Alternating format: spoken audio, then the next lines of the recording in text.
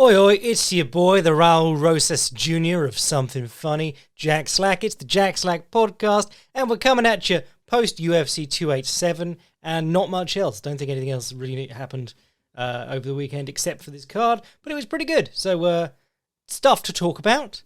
Let's kick it off with the thing that we were all there to watch. Israel Adesanya versus Alex Pereira, 2 in MMA, 4 in combat sports generally, and what we spent most of the boycast previewing and chatting about. I've written a long study on both of these men, Advanced Striking 2.0, Israel Adesanya, and Advanced Striking 2.0, Alex Pereira, both up on my Patreon, both probably worth you reading, just for how they fight generally, but the twists and turns of their rivalry have been very interesting, and Izzy finally gets some revenge.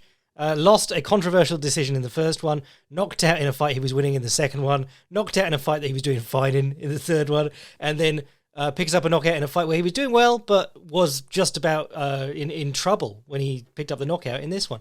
So it's crazy. I think these two could fight a number of more times, and it would just be back and forth on the wins, even though it's technically 3-1 at the moment, and the whole energy of this thing is like Israel Adesanya, finally we're even, and you're like, I don't think you really are, but they're moving on.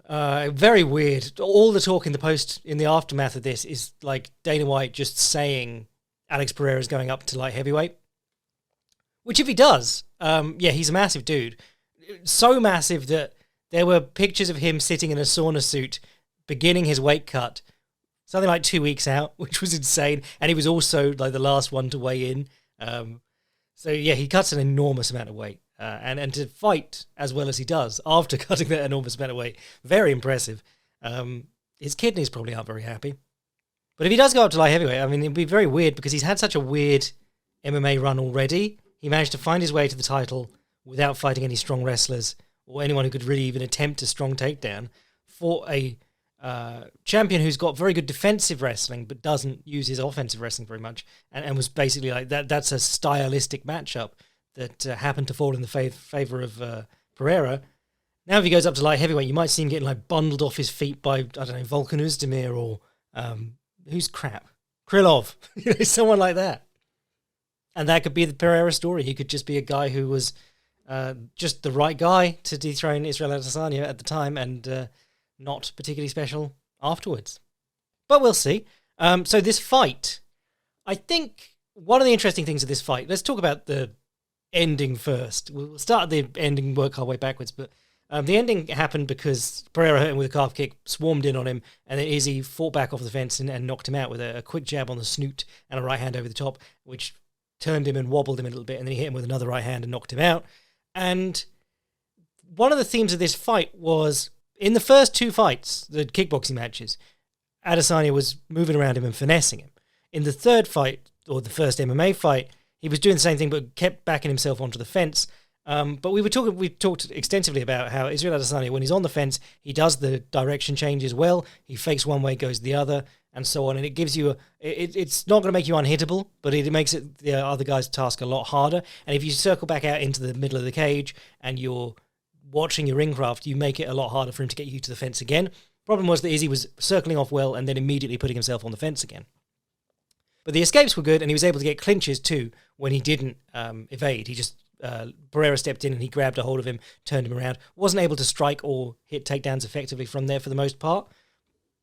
One of the surprises of the first MMA fight was how strong Pereira seemed to be in the clinch. That Izzy would get like a pinch headlock and post his head and push him into the fence and wouldn't open up with knees just because Pereira felt so strong.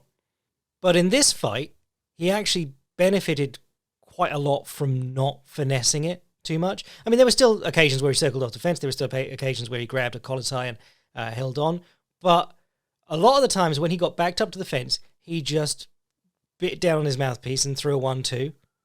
And back Pereira up. And you'll remember, that's how he hurt him in the first round of their first MMA fight. Pereira was walking him down and he just hit him with a 1-2. Because Pereira is using his presence to cut the cage and to pressure in on Adesanya. And he also isn't really looking for counters that much, or wasn't in the first fight, and he wasn't in this fight. In kickboxing, a lot of his best work has been done on the counter. Kicking and going back with the left hook as the guy chases him. he does a lot of offensive work that's very dangerous too. But when we were in my Advanced Striking 2.0 study, we were talking about how perfect his left hook is, and a lot of the best left hooks he lands are going backwards, fading back into his stance, because that's where his weight's going. Going forwards with a left hook, you're losing a bit of that stank. But, he still hits enormously hard when he's going forwards. But it was interesting that his game plan in the first fight was, the first MMA fight, was to be so aggressive, when a lot of his best work has been done as a counterpuncher. I mean, obviously it worked for him. It worked really well. But it meant that he was sort of not really respecting Adesanya's power coming back. And Adesanya, he's not the hitter that Pereira is, but he's got pop. And Pereira's defense, not typically that great. I mean, I don't want to side with Sean Strickland calling him tall man defense and just leaning back and stuff. But if you watch, he pulls his head back a lot and he leans back into his stance and left hooks and things. But in these ones, he wasn't really looking for the counter left hook, so he's just sort of leaning back. And in that first fight, you saw when Adesanya chased him with a good 1-2, and we talked about how he was making ground on that 1-2. He'd extend his stance into his jab, and then he'd pull his back foot up and extend again into the right hand, which is like point fighting stuff. I mean, you see it a lot in boxing too, but that's really covering distance. In traditional boxing footwork, it's your left foot goes with your left hand and your right foot goes with your right hand, so that you get closer and square up to throw more punches off both hands. Moving both feet on both punches of the 1-2 makes it a bit slower, but it also means you're covering double distance. You're throwing the right hand to further away than where you threw the left hand. You're counting on the guy moving backwards. And because Pereira's basically most of his defense was just to move backwards and let Adesanya fall short, that's where he caught him. The thing was that Adesanya doesn't throw a lot of longer combinations. He's really a one or two at a time fighter. So we talked about like the double jab would work well, getting Pereira back and so on. But yes, the knockout came because he fought back off the fence. And a lot of the key moments in this fight, he just fought back off the fence. And if you noticed, not only was he not backing himself onto the fence as much, and I don't know if that's necessarily because I think in the first fight he was a bit intimidated, but I think in this fight he did himself a favour by going forward and attacking Pereira, and then Pereira, because his defence is to move backwards and then just move in on you again when you're done attacking, he was able to keep Pereira off him and out in the middle of the cage for most of the fight. But there was other stuff there that I really liked. Is he working in longer combinations consciously? Because he doesn't typically do that.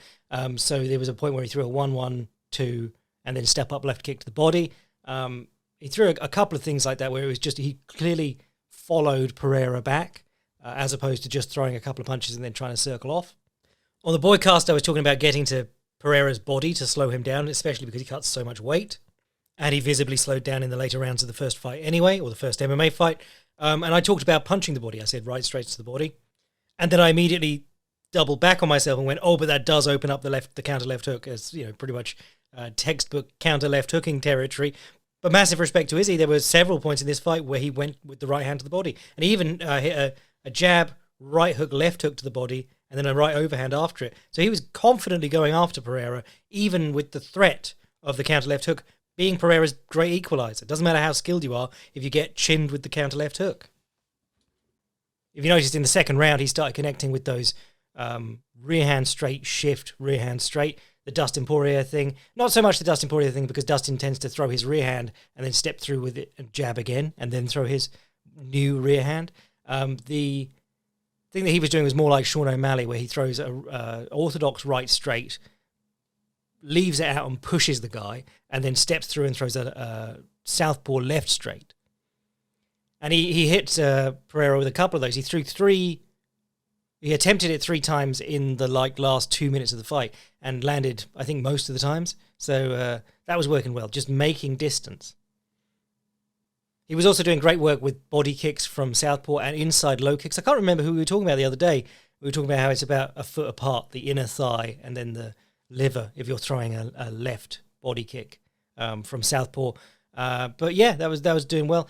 Pereira was having great success with the calf kick again. We talk about this in Advanced Striking 2.0, but the way he's always thrown his right low kick, even when he was throwing it above the knee, before he got to MMA and learned the calf kick. But whenever he's throwing his right leg, even with high kicks and things, he holds his hip back. It's basically just the leg is being thrown up as hard as he can. But he holds it all back so that as the opponent comes in on him, he just puts his foot down behind him and throws the left hook. But it also means that he's throwing out these naked low kicks that are very hard to spot because so much of spotting a low kick is like the big movement of the upper body.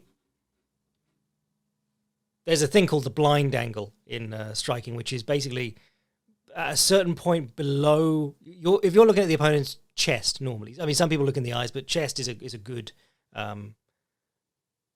one to not spook yourself with. But if you're looking at, say, the center of the opponent's chest, or the I've heard people say the hole at the bottom of the neck, the notch there. If you put your finger in, you feel sick. Your peripheral vision is taking in their shoulders and their hands and their head. But your peripheral vision is going to stop at a certain point coming down their body. And under that is what's called the blind angle. So you get things like uppercuts and front kicks sneaking up through there. But it also means that guys can do things with their feet that you can't see happening. And if they kick without turning their shoulders, you're doing a lot of your reading from their upper body, even though a kick should be a bigger, more obvious movement than a punch. Compare that to the kicks of Steve Garcia against Nerdambeke, where he just came out, took a big step, like he ran up into his kicks and he got chinned both times in the first round. Very funny. We'll touch on that fight. What is there to touch on in that fight? Nerdambeke came out, they raved about his strength and conditioning routine, and then he gassed after looking impressive for 3 minutes. But yeah, Pereira was having great success with his low kicks. Afterwards, there's a clip of them talking backstage, Izzy and Pereira, and Izzy saying, I need to learn how to do that kick, because he was chopping him up with it, and he chopped him up in the previous fight with it. And it wasn't a part of their kickboxing matches. Not that the calf kick doesn't exist in kickboxing, but it's something that, MMA has put such a focus on in recent years that guys in kickboxing and Muay Thai are now looking at it again and going, I'll have some fun with that. Because as I said in my article about this, drop foot is still drop foot. If a guy's foot goes to sleep, he's going to have a real hard time fighting you. And if you haven't read that, it was an article on the Patreon last week called Some Thoughts on Calf Kicks and Arm Triangles. We talked about Gilbert Burns' arm triangle, where he retreats to half guard. And we talked about some examples of calf kicking in high-level kickboxing and Muay Thai. So Nongo, Yuki Yoza, Muang Thai. We'll get onto the Muang Thai example in a minute when we're talking about Chris Curtis versus Kelvin Gastelum. But it's a hard kick to deal with. And Izzy's been using it his entire UFC run, and he's suddenly met a guy who throws it pretty well and pretty quick, and he's really struggling to get away from it. So he did a lot of work from southpaw in this fight. You got a bit of vintage Alex Pereira along the fence just before he got knocked out, though. You don't see an awful lot of that in his MMA run because he's having to be careful and pick his shots. But if you watch his fights with Simon Marcus in Glory, he just puts out this incredible volume, these beautiful combinations. The right knee is a huge weapon for him. The right low kick and the right knee, because when he puts his right foot down behind him, he can turn his hips back into the left hook or the left uppercut, which he loves a lot too. Watching him work in combination is really fun, and you don't see an awful lot of it when he's in MMA. And you got a brief glimpse of it here, but then he got stopped, which was really sad. So Izzy gets the belt back. Looked good doing it until he didn't, but then he did. It's just never forget that this is fist fighting, and sometimes biting down on your mouthpiece and throwing as hard as you can works. Sometimes it's what's called for. I mean, Izzy showed some brilliant... I mean, some of his work in the 3 matches he's had with Pereira has been some of the nicest work I've seen him do generally. And then, Pereira's just gone bonk, and that's been that. But he was doing wonderful work here, and it still came down to having to show a bit of grit and heart, and he did. Which honestly, for him, has got to be one of the nicest ways to end up winning, because that was what everyone was questioning. Even in my pre-fight stuff, I was positing it as finesse versus power. I mean, obviously, Pereira has some finesse to his power, but it was all about what's Izzy going to do to avoid getting into firefights with this guy. And it turned out that getting into a firefight with him was the answer. This time. Might not be next time, but do they do it next time? So other stuff on this card. Co-main was Jorge Masvidal versus Gilbert Burns. I think I might have overthought this one, but I also said in my pre-fight preview that... pre-fight preview. Is that correct? Well, yeah, I also said in my preview that I tend to underestimate Gilbert Burns because, a lot of the stuff he does doesn't really impress me. I mean, on the ground, he's a monster, but a lot of his striking is just winging big bombs. If you watched the Usman fight, he very quickly zapped the energy out of him with just some good straight hitting. Straight hitting gets boxers plums. I'm always going to say that. Joe Gans said that. The great Joe Gans, who he famously said that heavy strikes count for more than medium strikes, which count for more than light strikes. Yeah, Masvidal's takedown defense has always been pretty good, historically. And that's allowed him to open up with body kicks, which has always been a surprisingly effective weapon for him. And his jab has always been pretty good, actually has always been one of the better ones, or was one of the better ones at lightweight back in the day, and has been one of the better ones at welterweight. And watching Usman just take the air out of Gilbert Burns' big wide swings with jabs, and Dan Hooker did it to him back at lightweight too. I was like, well, maybe that happens. Not going to lie, I put in the bet for the other side of the EA UFC curse. I put in some money on Israel Adesanya, parlayed as Adesanya and Masvidal. Luckily, my standing bet on all women's fights going the distance covered my losses for that one. But no, this one, he just looked bad. Burns looked good, but Masvidal mainly looked bad. I think especially in the third round, when you were seeing him get hit with naked right hands that were coming from a mile away. And that's not Gilbert Burns being super black explosive. That's just Masvidal being slow. This guy used to have pretty good defense. And Gilbert Burns is just throwing naked right hands or switching right hands. But Masvidal didn't help his case by basically doing nothing. He threw some nice low kicks, but, without sounding like Cecil Peoples, low kicks don't end fights. The weird part of this one was the commentary. Try and find you a man who loves you as much as Joe Rogan seems to love Jorge Masvidal nowadays. Because, they're calling him Game Bread. And they've never called him Game Bread before. It's one of those stupid nicknames where you're like, is his nickname's Game Bread? And now they're literally referring to him as Game Bread. Going, Burns has Game Bread up against the fence. Game Bread could do this here. And that's cringe, fellas. That's like referring to Shevchenko as Bullet. Or McGregor as Notorious. Or being like, Dustin Poirier, he's got the diamond up against the fence. That sounds really lame. But then I noticed they were doing it in the main event as well. They were saying the last stylebender is attacking with low kicks here. I think maybe this is the start of the WWE merger. Because WWE, they released a while ago, they leaked the call sheet, like a load of instructions to commentators, things they're not allowed to say and things they have to say. So you're never getting a title shot, you're getting a championship opportunity. It was all just weird nonsense speak like that. It wasn't even like corporate nonsense speak. It's just Vince McMahon doesn't like certain words. And they aren't allowed to say wrestling. As much as possible, they don't say wrestling. There are no wrestlers, only superstars. So I'm wondering if the UFC has been told, the commentators have been told, get these guys' nicknames in as much as possible.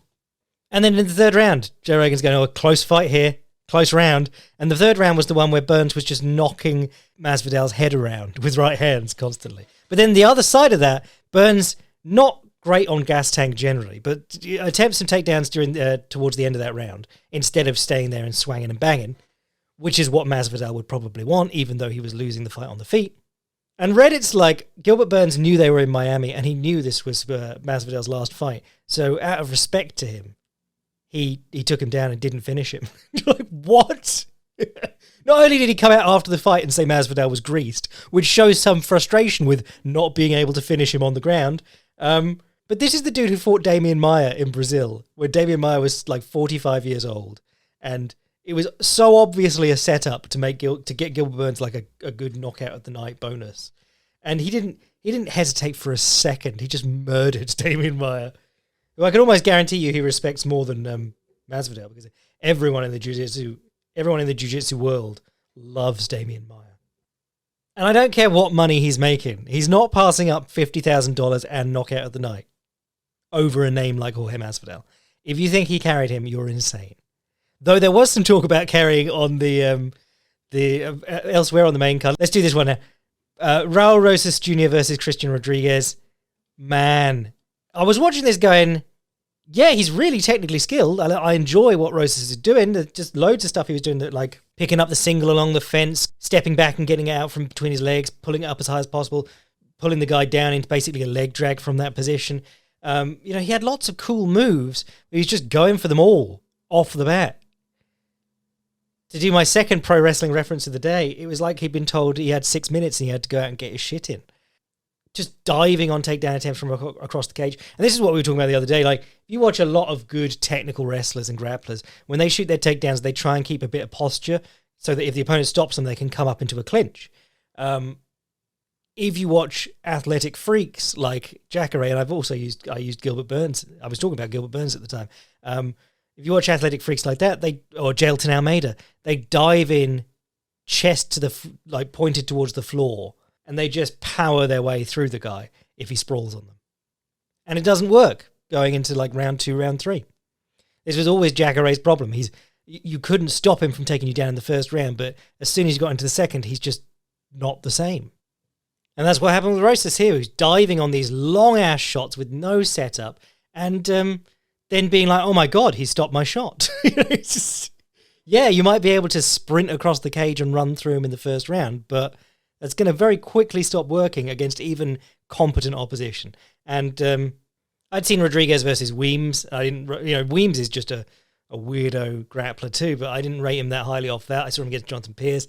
He's nothing special. And I think that was evidenced by him not getting the finish here, but people were talking about him being told not to finish this guy. No, he did what a savvy but not super elite fighter would do: get dominant positions, win. That's the important thing. Held the back control for most of the last round.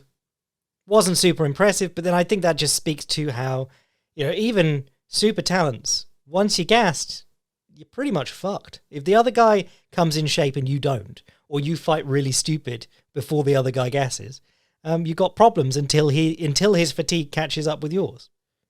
Now, this guy obviously had a target on his back because the UFC's been pushing him so hard because he's the youngest fighter in the UFC, and he's been on the main cards basically since he got here. He's still enormously talented. This is just fighting stupid. This was being Makwan Amakani. This is having all those grappling skills and then saying, I refuse to fight a round 2. I'm not going to round 2. Your coach is saying, okay, but when we get to round 2 and you go, I'm just going to keep talking over you, I'm not going to round 2. So I expect him to bounce back, because if he's not, people get mad about him saying that he beats Aljamain Sterling in practice. Practice! You're talking about practice. But, this is a sport full of delusional people. They need to be delusional, because when someone finally wins a world title, it'll be from being delusional. The takeaway from this is just fight smarter. Kevin Holland versus Santiago Ponzinibbio was okay. I mean, it's two guys who do the same things over and over again, and then one of them connected. Ponzinibbio, man, he's looked so limited lately. It's like low kick, body jab, 1-2, big overhand. Nothing joins together. Never like a low kick and then tries to get in with 1-2 while you're on one leg. Never one thing building into another. It's always just the same poke, hope one of these knocks you out. Was pretty wild that he caught the leg and then stepped up for to kick out the standing leg and dropped his other hand. And because Holland's so long, he back-fisted him on the chin, which was just incredible in the first round. Got caught coming out of he threw his own low kick and then got caught spinning away from it to get the knockout. But it did what it was there to do. It was moderately entertaining, and Kevin Holland got a knockout. Rob Font versus Adrian Yanez, that was hype as hell. Especially as we were like, Rob Font lands 200 punches around, doesn't have particularly heavy hands, knocks out Adrian Yanez, who's been tough as hell in his UFC career. This was another great example of my Dustin Poirier, Joe Duffy rule, though someone also said it's the Randy Couture, Vitor Belfort rule.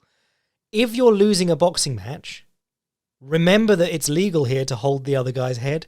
It's something that's also been really effective for MMA fighters fighting boxers in bare-knuckle boxing, which I still don't want to cover, but I have seen a few fights, and that's normally how the MMA fighters pull themselves back in. A collar tie and some uppercuts. Boxing generally, unless the guy's using a really slick cover-up, he's going to be beating you with head movement, or he's going to be beating you with footwork. He's going to be hitting you and staying just out of distance, or hitting you and re-establishing the distance. Or he's going to be moving his head away from your strikes and lining his strikes up over the top. Cross counters, slipping jabs, things like that. Both of those are immediately stifled the moment you grab behind the guy's head. So Couture versus Belfort is a great example, but Belfort was always just sort of spazzing out and throwing hands. His boxing wasn't super elite. Joe Duffy actually had very nice boxing. He moved his head well, moved his feet well, controlled the distance. He did that perfectly against Dustin Poirier, who was awkwardly shifting and eating punches all day. Dustin Poirier got himself back into it by eating a counterpunch, grabbing behind Duffy's head, and hitting him with 3 or 4 uppercuts. And the beginning of the end in this fight is Rob Font throwing his hand over Yanez's shoulder. Knowing Yanez is slipping his jab, he throws his hand over Yanez's shoulder, brings it back and grabs the head, ducks down inside so that he's not getting clobbered, and then hits him with a right uppercut and I think a right straight. And sends Yanez wobbling. He stuns him very clearly. And that's when he starts chasing him with jabs and crosses and knocks him down and gets the finish. There's a reason this is the number one technique in like street fights and hockey fights. Grab and hit.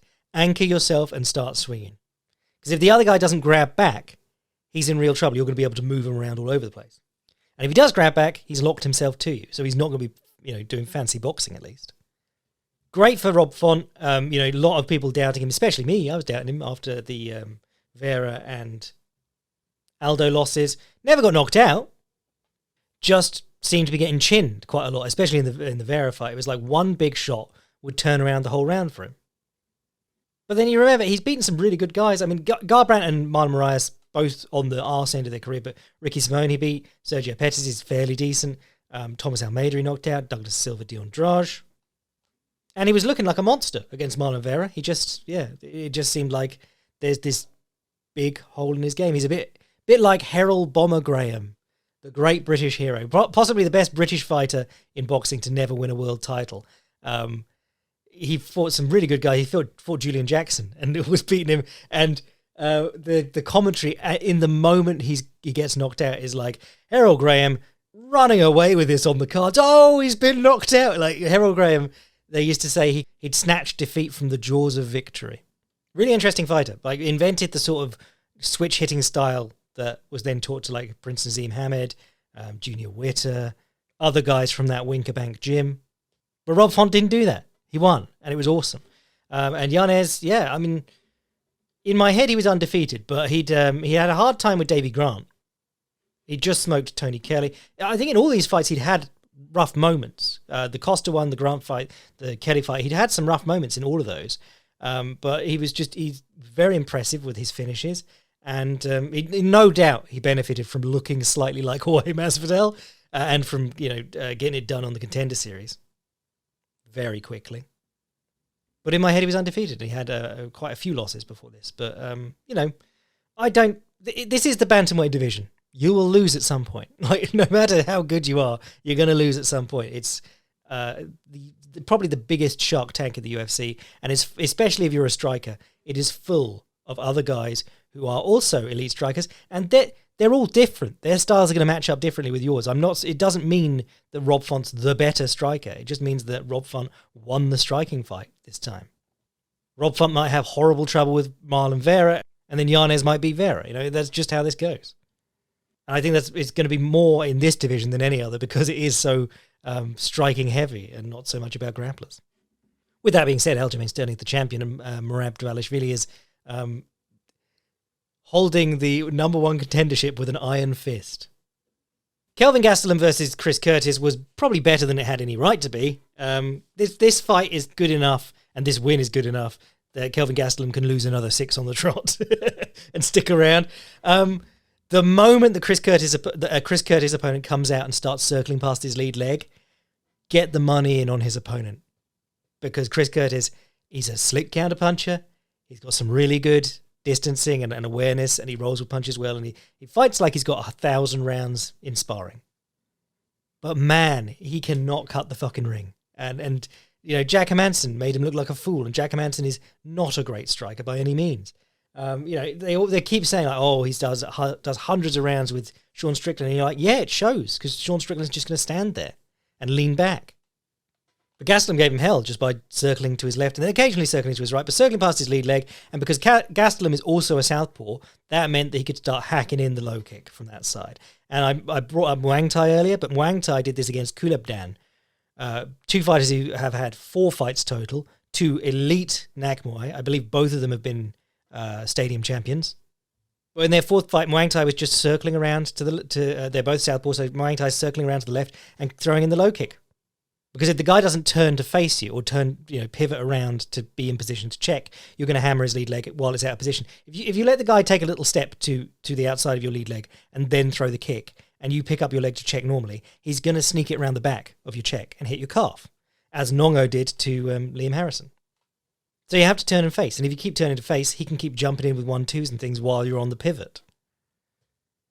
Now, Curtis's corner said, pick your leg up and throw the right hook. And he did. In the start of the second round, he picked his leg up. I think he took the kick anyway, but he picked his leg up and then he lunged forward with a long, slappy right hook that didn't have a lot of stank on it, but it hit Gastelum and allowed him to land the left hand afterwards. And then the fight got a little bit more even after that. He kept shifting in with a left straight and then throwing from orthodox a right uppercut to the body, which I loved.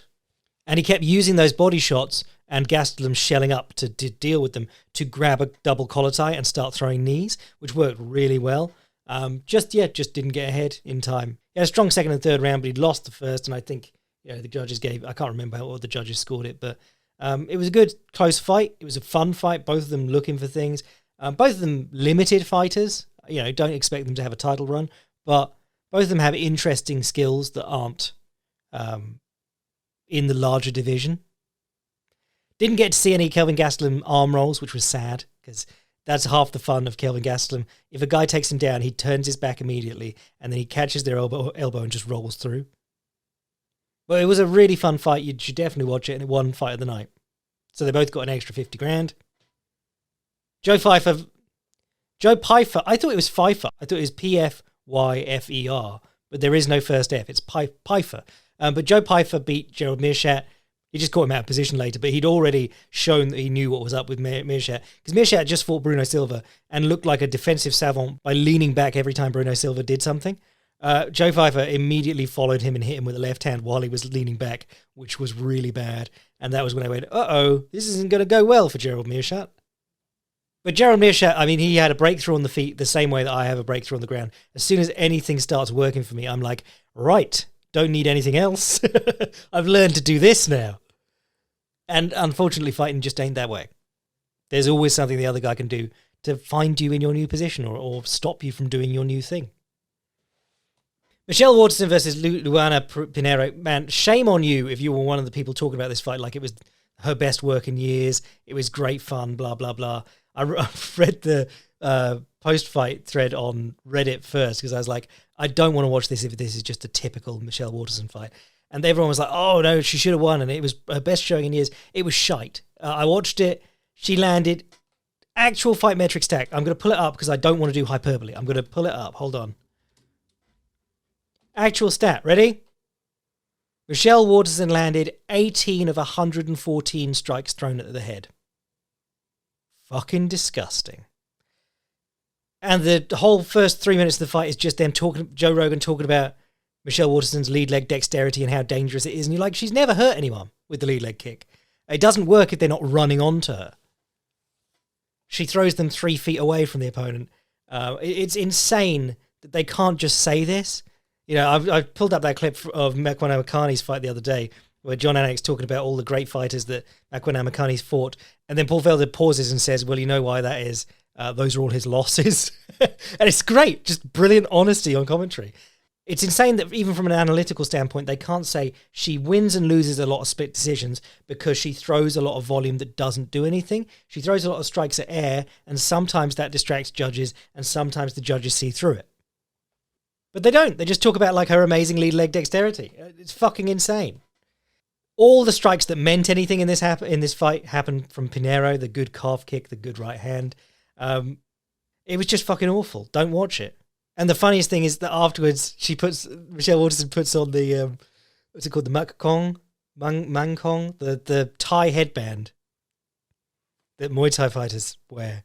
It just reminds me of the Bangkok Ready story about Gerald Strebin, or whatever his name was, who was a great jiu-jitsu player and worked with Eddie Bravo. And then he got a Muay Thai coach who convinced him he was a striker and said, they asked him how good his striking was at looking, and the Thai coach goes, Bangkok Ready, which is apparently the origin of that phrase. But then he comes to the ring against Josh Thompson with the full Muay Thai get-up, doing the Y crew. If you threw 120 kicks and missed 70% of them in a Muay Thai stadium, do you think you'd be getting a split decision win? And then the only other one worth talking about is Steve Garcia versus Nurden BK, just because Nurden BK came out looking so strong. He's ragdolling him with double overhooks. And then at some point, he's in his guard and he just goes, oh, I'm fucked. And Steve Garcia, you can see the change. Steve Garcia just puts his feet on his hips and kicks him out. Which, even if you're knackered, top players tend to be able to just hold top closed guard when they're knackered. So you already knew he was in trouble. Sweating buckets. And then he gets nailed in the end of the first round and then nailed at the very beginning of the second round.